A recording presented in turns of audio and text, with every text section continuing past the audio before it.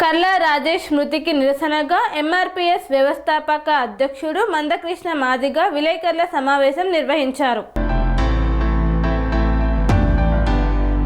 సూర్యాపేట జిల్లా హుజూర్ నగర్లో ఇటీవల కోదాడ సీఎంఆర్ఎఫ్ చెక్కుల దుర్వినియోగంపై అభియోగం మోపబడి మృతి చెందిన కర్ల రాజేష్ మృతికి నిరసనగా Huzur Nagar sub jail area ఆసుపత్రిని సందర్శించి రాజేష్ మృతి పట్ల అనుమానం ఉన్నట్లు జైలు అధికారులను హాస్పిటల్ సిబ్బందిని ప్రశ్నించి విలేకరుల సమావేశం నిర్వహించారు.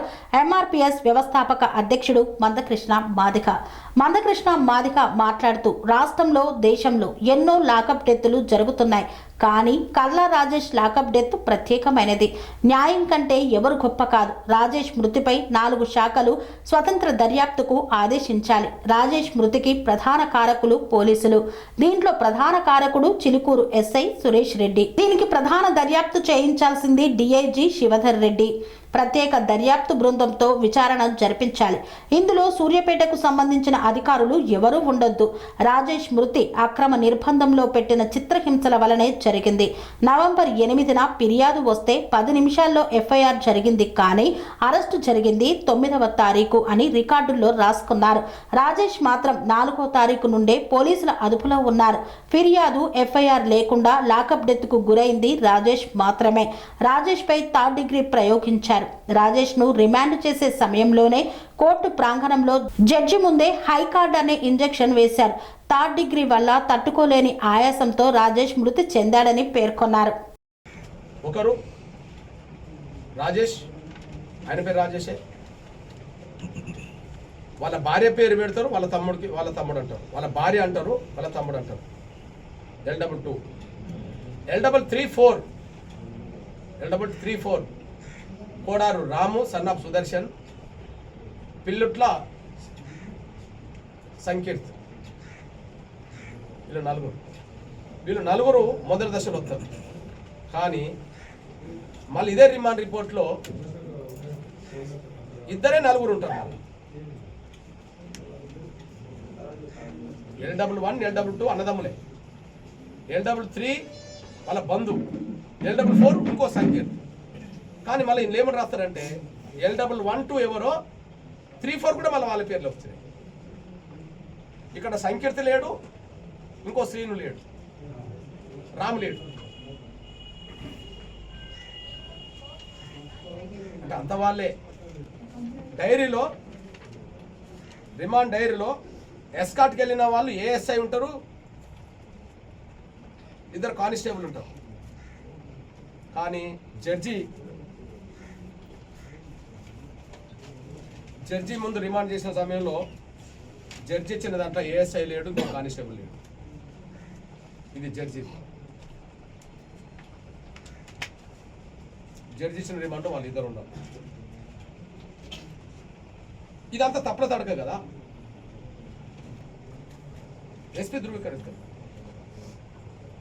అంటే రిమాండ్ రిపోర్ట్లో ఇన్ని తప్పులున్నాయి. తొందరపాటు ఎందుకు జరిగిందంటే అట్లా చనిపోతాడు అని చెప్పి తొందరపాటుతో రాసిన రిమాండ్ రిపోర్ట్ అంత కరెక్ట్ ఉన్నది అని చెప్పి ఎస్పీ ధృవీకరిస్తాడు. మరి రేపు సిట్ ఏర్పాటు చేసే సిట్ బృందంలో ఆయన పరిధిలో జరిగింది అనుకోండి, న్యాయం ఎట్లా జరుగుతుంది? ఈ విషయంలో అండగా నిలబడాల్సింది, ఓపెన్గా రావాల్సింది సూర్యాపేట జిల్లా నుంచి ప్రాతినిధ్యం వహిస్తున్న మంత్రివర్గ ప్రాతినిధ్యం వహిస్తున్న ఉత్తమ్ కుమార్ రెడ్డి గారు. బహుశా ఉత్తమ్ కుమార్ రెడ్డి గారు కూడా ఇంతవరకు మౌనం వీడలే ఈ విషయంలో. గతంలో ఉత్తమ్ కుమార్ రెడ్డి గారితో మాకు కొంత స్నేహం ఉన్నది. ఆయన నమ్మి కాంగ్రెస్ పార్టీకి సపోర్ట్ చేసిన రోజులు కూడా ఉన్నాయి. ఆయన పిసిసి అధ్యక్షుడు ఉన్నారు. ఆయన గెలుపు కోసం కూడా మా ప్రయత్నం చేశారు. అతను ఒక స్నేహితుడు పని చేశాడు, మేము కలిసి ఉన్నాం. సేమ్ టైం కాంగ్రెస్కు ఆయన పిసిసి అధ్యక్షుల కాలంలో అసెంబ్లీ పార్లమెంట్ ఎన్నికలప్పుడు ఆయనతో మేము ప్రచారంలో పాల్గొన్నాం. ఆయన పట్ల కొంత మాకు గౌరవం ఉన్నాయి. కానీ ఈ విషయంలో ఆయన మౌనం ఉండడం అనేది మాలాంటి వాళ్ళకు నచ్చదు. మౌనం వీడాలి. ఎవరితో ఎంతకాలం స్నేహం చేసినా మా బిడ్డల ప్రాణాల కంటే కాపాడుకోండి. మీ డిపార్ట్మెంట్ గౌరవాన్ని నిలబెట్టుకోండి. తప్పులు చేస్తే శిక్షించండి, తప్పులు చేయకపోతే కాపాడుకోండి, మాకే అభ్యంతరం లేదు. మేము రుజువులు చూపెడుతున్నాం. అక్రమ నిర్బంధంలో పెట్టిన చిత్రహింసల వల్లనే చనిపోయిన రుజువులు చూపెడుతున్నాం. కాదంటే లేదు డిపార్ట్మెంట్ కాపాడుకోవాలండి. స్పెషల్ ఇన్వెస్టిగేషన్ టీం ఏర్పడాలి. సూర్యాపేట జిల్లా హోంగార్డు మొదలుకొని ఎస్పీ వరకు ఆ సిట్ బృందాలు ఉండద్దు. ప్రత్యేక దర్యాప్తు బృందం ప్రత్యేక వేరే జిల్లాతో ఏర్పాటు చేయాలని మేము డిమాండ్ చేస్తున్నాం. నంబర్ 1 అది డీజీపీ తేల్చుకోవాలి. సురేష్ రెడ్డిని కాపాడడం కోసం సిట్ ఏర్పాటు చేయడం, ఎవరినైనా వదలమని చెప్పడం అని తెలుసుకోవాలి. మేమైతే డిమాండ్ చేస్తున్నాం. నంబర్ 1 ప్రభుత్వం మీద బాధ్యత ఉన్నది. జ్యుడిషియల్ ఎంక్వైరీకి ఆదేశించాలి. ఇది ప్రభుత్వం బాధ్యత. జ్యుడిషియల్ ఎంక్వైరీకి ఆదేశించాలి. సిట్టింగ్ జడ్జితో విచారణ జరిపించండి. సిట్టింగ్ జడ్జితో విచారణ జరిపించండి నేను డిమాండ్ చేస్తున్నాను. ఇది ప్రభుత్వం బాధ్యత.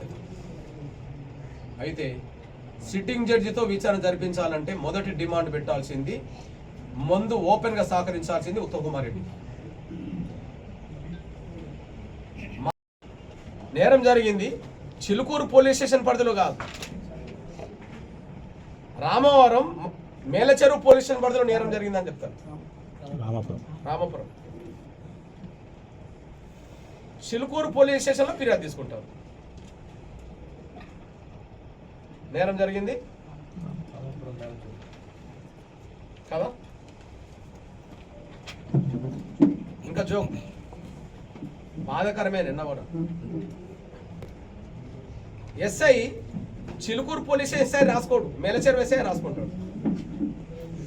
ఇది remand report brother. V Suresh Reddy son of SI of police station Melacheruvu. Last remand report final V Suresh Reddy sub inspector of police Chilukuru. బహుశా ఒకే వ్యక్తి 2 స్టేషన్లకు ఎస్ఐ దేశంలో ఎక్కువ ఉండరు. బహుశా ఒకే వ్యక్తి 2 స్టేషన్లకు ఎస్ఐలుగా ఎక్కడ ఉండరేమో. ఇక్కడ ఉన్నారు.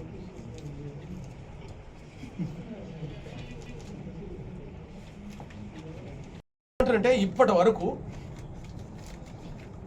కర్లా రాజేష్ మృతి సంఘటన మీద ఓపెన్ గా ఇది పోలీసులే దీనికి కారణం అని చెప్పి ఒక స్టేట్మెంట్ వాళ్ళ భార్య లేదు, కోదాడ ఎమ్మెల్యే ఉత్తమ్ కుమార్ రెడ్డి గారు కూడా స్టేట్మెంట్ ఇవ్వలేదు. ఎందుకు దాస్తున్నాడు, ఎందుకు మౌనంగా ఉన్నాడు తెలవా. నేను స్వయాన పోయి చెప్పొచ్చా. నేను ఉత్తమ్ కుమార్ రెడ్డి గారికి స్వయాన కలిసి వచ్చా. ఉత్తమ్ కుమార్ రెడ్డి గారి సమక్షంలో వాళ్ళ భార్య ముందు కూడా చెప్పొచ్చా, మీరు మౌనం వీడాలి, మీరు ఎందుకు ఖండించట్లేదనే మాట వీళ్ళని అడిగాను. 2 ఉత్తమ్ కుమార్ రెడ్డి గారు అంటే మాకు అభిమానం ఉండదని ఆయన ముందే చెప్పి, అన్న ఒకరోజు ఉమ్మడి నల్గొండ జిల్లాలో మరియమ్మ లాకప్ డెత్ జరిగినప్పుడు కలిసి లాకప్ డెత్లో పోలీసులు కారకులు అని చెప్పి మనం ఉద్యమం చేశాం. మీరు పీసీ అధ్యక్షుడు ఉన్నది. లాకప్ డెత్కు మరియమ్మ లాకప్ డెత్కు కారణం పోలీసులు అని చెప్పి కలిసి అది చేశాం. మీరు గవర్నర్కి లేఖ రాశారు, నేను గవర్నర్కి లేఖ రాశాను. మీరు ముఖ్యమంత్రికి లేఖ రాశారు, నేను. ఆ చిత్రహింసలకు ఈయన తట్టుకోలేని పరిస్థితులు పడుతుంది. లాకప్లో ఉండి చనిపోతే మరింత అదవుతుంది. కాబట్టి జైలుకి పంపినాక ఏదన్నా కానీ అని చెప్పి రిమాండ్ రిపోర్ట్ తయారు చేశారు. రిమాండ్ రిపోర్ట్ తయారు చేసింది ఎస్ఐ, కానీ ఫైనల్గా ధృవీకరించింది ఎస్పీ. కోర్టు ముందు, ఎస్సీ కమిషన్ ముందు. ఇలా 100 తప్పులు ఉంటాయి. ఇందులో మొదటిది ఎగ్జాంపుల్. అనురాగానికి అమ్మ ఆదర్శం, ఆరోగ్యానికి Shri Sai homeo stores and clinic. అనుభవం, అర్హత, అంకిత భావం కల డాక్టర్లచే చికిత్స.